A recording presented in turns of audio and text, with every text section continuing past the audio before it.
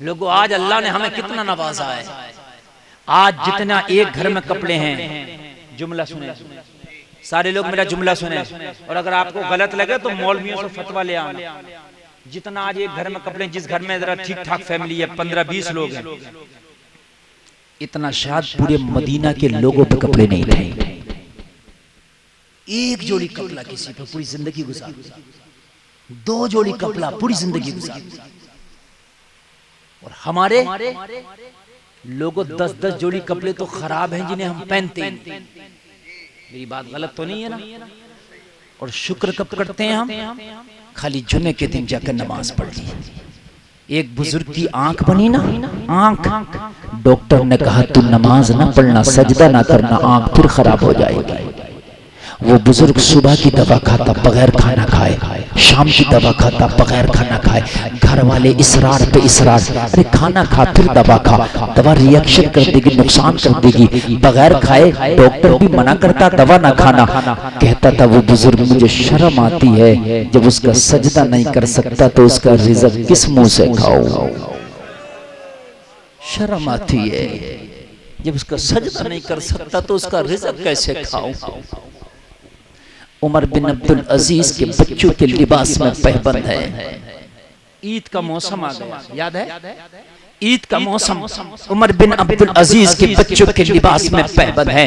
बीवी ने कहा हुजूर आपके बच्चों के लिबास में पैबंद है, जब ये बाजारों में निकलते हैं, जब ये गलियों में निकलते हैं तो बच्चे इन्हें ताना देते हैं, ये आके मुझसे शिकायत करते हैं माँ ये कपड़े हमारे कब बदले जाएंगे, माँ हमारा नया लिबास कब बदला जाएगा। मैं बच्चों को समझा देती हूँ बेटा बन जाएगा, हो जाएगा। अब तक तो बच्चों को समझा के काम चल गया, लेकिन ईद का दिन आएगा, सारे लोगों के बच्चे, अमीरों गरीब सबके बच्चे ईदगाह में नया लिबास पहन के नमाज ईद पढ़ने के लिए जाएंगे। तो खलीफा जब तुम्हारे बच्चों पर ये पुराना लिबास होगा, ये तहमद वाले कपड़ों का लिबास होगा, ये फटा हुआ लिबास होगा, ये पोशीदा लिबास होगा, तो खलीफा तुम्हारे बच्चों को ताना दिया जाएगा, तुम्हारे बच्चों को टोका जाएगा। हो सकता है तुम्हारे बच्चे तानों का बर्दाश्त ना करे, फिर आकर के मुझसे शिकायत करेंगे, मैं क्या जवाब दूंगी। कम से कम ईद पर तो अपने बच्चों के लिबास का इंतजाम करा दो।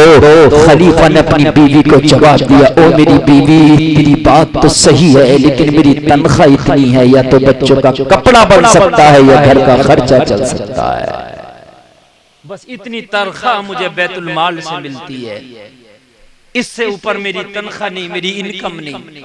मैं कहां से बच्चों का लिबास बनाऊं, मैं कहां से बच्चों का कपड़ा बनाऊं।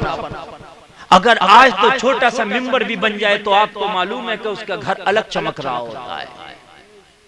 अगर मंत्री बन जाए तो नस्लों से उसका माल उसका पैसा खत्म नहीं होता, लेकिन यहाँ तो बादशाह से भी बड़ी पोस्ट खलीफा है, जरा गौर करो। कहने लगा ओ बीवी मेरी तनख्वाह इतनी है, या तो बच्चों का कपड़ा बन जाएगा या घर का खर्चा चल जाएगा। अगर कपड़ा बना दिया तो घर का खर्चा कहां से चलेगा। अगर नया कपड़ा बना दिया तो बच्चों को भूखा सोना पड़ेगा 1 महीने तक, और 1 महीने तक बच्चे फाके से नहीं रह सकते। 1 महीने तक पुराना कपड़ा तो पहना जा सकता है, लिबास पोशीदा तो पहना जा सकता है, तहमद वाला कपड़ा तो पहना जा सकता है, मगर मेरी बीवी मेरे बच्चे में जानता हूँ 1 महीने तक फाका से नहीं रह सकते, 1 महीना भूखा नहीं रह सकते। इसलिए कपड़ा बनाओ या बच्चों को खाना खिलाओ। माँ थी, कौन माँ चाहेगी कि उसका बच्चा फाके से रहे, वो 1 महीने तक खामोश हो गई। कहने लगी मेरे सरताज अगर बात ये है कि मेरे बच्चों का फाका न देख सकूंगी, यही बात पूरे ऐवान में मशहूर हो गई। खलीफा के बच्चे पे तो पुराना कपड़ा है, पैबंद वाला लिबास ईद के लिए पैसा नहीं।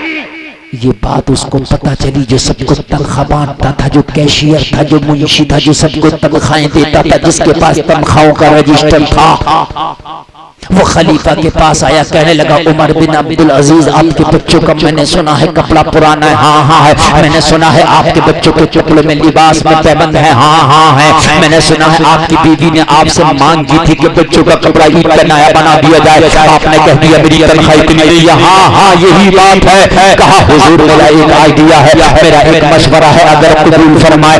खलीफा ने कहा बता तेरा आइडिया क्या है, तेरा मशवरा भी अगर अच्छा होगा तो कबूल किया जाएगा। कहने लगा हुजूर एक काम ये करे, 1 महीने की एडवांस तनख्वाह ले ले और वो तनख्वाह थोड़ा थोड़ा करके आप हर महीने कटवा देना। इस तरीके से आपके बच्चों को नया कपड़ा भी बन जाएगा, उनकी ईद भी हो जाएगी और आपके घर का खर्चा भी चलता रहेगा। जिसके लिए ये वाकया सुनाया है अब वो जुमला मैं दे रहा हूँ, जरा दिल की तख्ती पर नोट कर लेना। खलीफा ने कहा ओ कशिया तेरा मशवरा तो अच्छा है, ओ मुंशी तेरा मशवरा तो अच्छा है, ओ तनख्वाह बांटने वाले तेरा मशवरा तो बहुत अच्छा है, लेकिन 1 महीने की तनख्वाह बाद में देना, पहले 1 महीना जीने की गारंटी दे दे। पहले 1 महीना जीने की गारंटी दे दे ताकि मैं उस तनख्वाह को उतार सकूं, और अगर मैं ना जी सका तो उतारेगा कौन उस तनख्वाह को। हाय हाय हम कहते हैं कि बुढ़ापे में तौबा कर ले, हम कहते हैं तौबा हो जाए, कब हो जाएगी तौबा? आज ले उन्हें मना, आज मदद मांग उनसे, कल न मानेंगे क़ियामत में अगर मान गया। हाय हाय तेरा मशवरा तो अच्छा है मगर 1 महीना जीने की गारंटी। कहने लगा हुजूर 1 महीना गारंटी आपकी तो चल दूं, जब मुझे अपनी जीने की गारंटी हो मुझे तो अपना पता नहीं कि एक सांस के बाद दूसरी सांस लूंगा या ना ले पाऊंगा। तो कहने लगे जब जीने की गारंटी नहीं दे सकता तो 1 महीने की तनख्वाह भी नहीं दे सकता, मुझे तनख्वाह भी एडवांस नहीं चाहिए। हाय ये है मेरे भाई ईमान की पुख्तगी। मैं जो अर्ज कर रहा हूँ पुल सिरात पे एक ऑफर होगा नबी के गुलामों के लिए, वो क्या होगा? जिब्रील कहेंगे आका मेरे लिए क्या आज काम है, और नबी फरमाएंगे कि पुल सिरात पे पर बिछा दे। सुने सुने पुल सिरात पे क्या कर दे, जोर से बोलो, पर बिछा दे और फिर गुजरने दे इज़राइल को, फिर गुजरने दे। तुम्हारा माइंड यहाँ पर डाइवर्ट हो रहा होगा कि मौलाना जब पर बिछ जाएगा तो फिर तो पूरे गुजरे, अच्छे गुजरे, आशिक गुजरे, गद्दार गुजरे, वो तो उसी पे से गुजरेंगे ना। अरे जब एक पुल बना दिया तो उस पे से चोर गुजरे, डकैत गुजरे, बदमाश गुजरे, नमाजी गुजरे, मौलाना गुजरे, वो तो पुल सबको गुजार तो उसी में हम गुजर जाएंगे। नहीं, चुम्बक अगर लगा दी जाए तो लोहे को चिपकाती है, प्लास्टिक को नहीं चिपकाएगी। चुम्बक लगा दी जाए तो मेरे भाई लोहे को ही खींच के लाएगी। दरिया के अंदर लोहा डाल दो और प्लास्टिक भी डाल दो, लकड़ी भी डाल दो, पत्थर भी डाल दो, फिर बड़ा सा चुम्बक डाल के तलाश करो तो वो चुम्बक लोहे को ही खींच के लाएगी, लकड़ी को छोड़ आएगी। जिसके दिल में नबी का इश्क होगा वो पर उन्हीं को काम करेगा, उन्हीं को शूट करेगा। जिब्रील का पर बिछा होगा और नबी के आशिक गुजर रहे होंगे। कौन गुजर रहे होंगे? जबान वाले नहीं, जिन्होंने जबान से इश्क इश्क इश्क इश्क कहा। आजकल न जबान के नमाजी बहुत हैं, दिल की नमाज पढ़ने वाले बहुत हैं।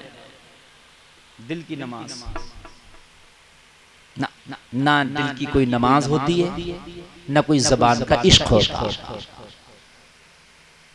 न दिल की कोई नमाज, न जबान का कोई इश्क। इश्क है दिल की कैफियत का नाम। इश्क तो वो भी करते हैं नबी से जिनकी जबानें नहीं हैं। जरा जोर से बोलो, जिनकी जबानें नहीं है वो भी नबी से इश्क करते हैं। कितने वाकयात में ऐसे बता दूंगा कि उनकी जबान नहीं है मगर नबी से मोहब्बत करते। हाय हाय पर बिछ गया। अब जो नबी के सच्चे आशिक है, जो पानी का एक घूंट भी पीते थे तो ये सोच के पीते थे रसूलुल्लाह ने किस तरह से पिया है, बैठ के पिया है, मैं भी बैठ के पीऊंगा। नबी ने सर ढांक के पिया, मैं भी सर पे टोपी रख के पानी पीऊंगा। नबी ने बिस्मिल्लाह पढ़ के पिया, मैं भी बिस्मिल्लाह पढ़ के पीऊंगा। जो पानी का एक घूंट भी पीता था तो नबी की सुन्नत को सामने रखता था, नबी की सुन्नत को सामने रख के जिंदगी गुजारता था। जब उसका गुजर होगा पुल सिरात से, तो वो ऐसे गुजरेगा कि उसे पता ही नहीं चलेगा कि मैं जहन्नम के ऊपर से गुजर रहा हूं या किसी बहुत आसान रास्ते से गुजर रहा हूं। समझ रहे? आला हजरत इसी को कहते हैं, पुल से उतार राह गुजर को खबर ना हो, जिब्रील पर बिछाएं तो पर को खबर ना हो। कांटा मेरे जिगर से गमे रोजगार का, यूं खींच लीजिए कि जिगर को खबर ना हो।